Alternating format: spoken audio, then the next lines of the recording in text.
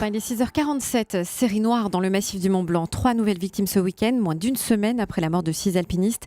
Comment expliquer de tels drames? Europe 1 vous répond avec Jean-Philippe Ballas. Bonjour Nicolas Lochu, vice-président du syndicat national des guides de montagne. On a besoin de vos conseils, de votre éclairage ce matin sur Europe 1. Tout d'abord, ces accidents, ces drames à répétition ces derniers jours, comment vous les vivez, vous, au sein de la famille des montagnards?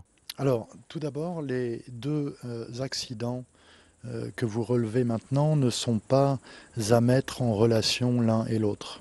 Ce sont deux accidents aux circonstances différentes, dans un lieu différent, même si c'est au sein du même massif, ce n'est pas le même sommet, ce n'est pas le même itinéraire, ce n'est pas le même groupe, ce n'est pas le même projet de montagne. Quand on a un accident qui se passe comme ça en montagne, un drame, sans témoin, a priori, on arrive à comprendre, on arrive à redessiner le scénario qui mène à l'accident?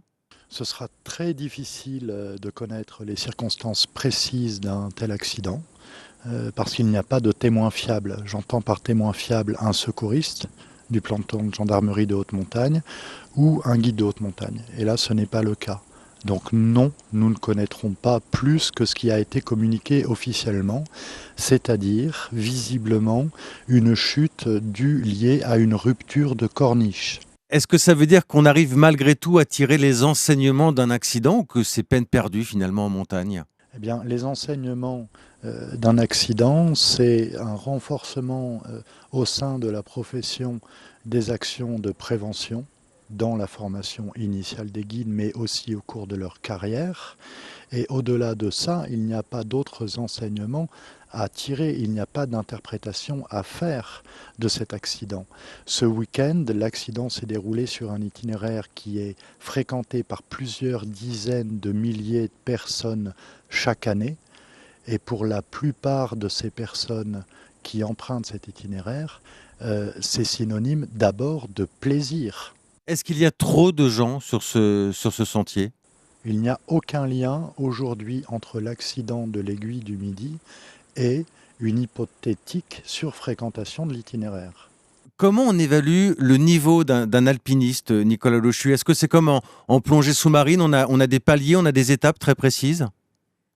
Alors aujourd'hui, il n'y a pas de système d'évaluation très précis qui existe du niveau des alpinistes. Pour tout projet d'alpinisme, il y a une formation nécessaire qui se fait avant avec un guide qui lui-même est à même d'imaginer un programme pour continuer la progression de ses clients. On parle souvent justement de guide expérimenté. Qu'est-ce que ça veut dire pour vous, un guide expérimenté? Alors, d'abord, un guide est un expert de façon générale, quand bien même il est jeune guide. Nous avons une formation à l'École nationale de ski et d'alpinisme qui est une formation, et j'insiste là-dessus, d'excellence, mais pas d'excellence de performance physique, mais d'excellence professionnelle. Les guides de haute montagne aujourd'hui sont formés dans un souci de prévention des risques et dans un souci de plaisir avec leurs clients.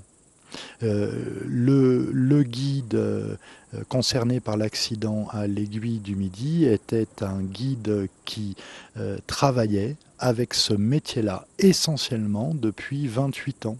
Ce que vous nous dites finalement, c'est que l'expérience n'évite pas le risque, n'évite pas le danger aujourd'hui. Il y a une forme de fatalité en montagne? Vraiment, je pense qu'il faut se battre contre toute idée de fatalité.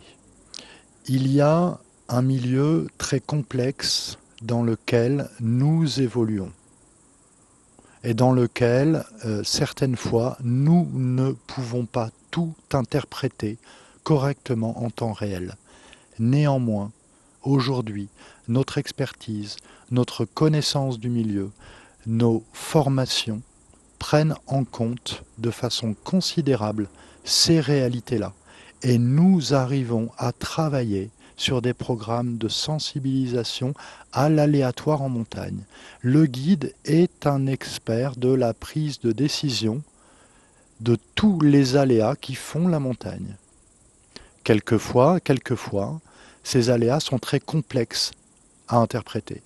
Mais vous savez, le meilleur des automobilistes peut avoir un accident en voiture. quel discours, vous, en tant que guide de montagne, quel discours vous allez donner à quelqu'un qui pour la première fois, va partir en randonnée avec vous? Les vrais conseils de base. Alors, les vrais conseils de base, c'est d'abord une transmission du plaisir de la montagne, du plaisir de la découverte, du plaisir du partage, de la responsabilité commune que nous avons de s'encorder ensemble et d'avancer dans de bonnes conditions vers notre objectif. Le deuxième conseil, c'est de dire notre objectif, eh bien, c'est que tout se passe bien.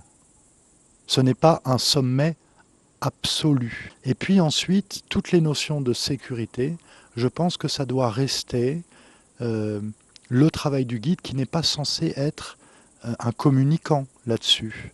On n'alarme pas les gens sur les dangers de la montagne. On échange et on partage sur l'engagement que représente la montagne.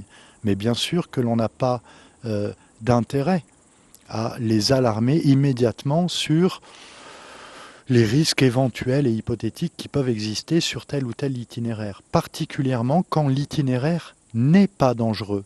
Et ce week-end, ce n'est pas un accident qui est arrivé sur un itinéraire dangereux.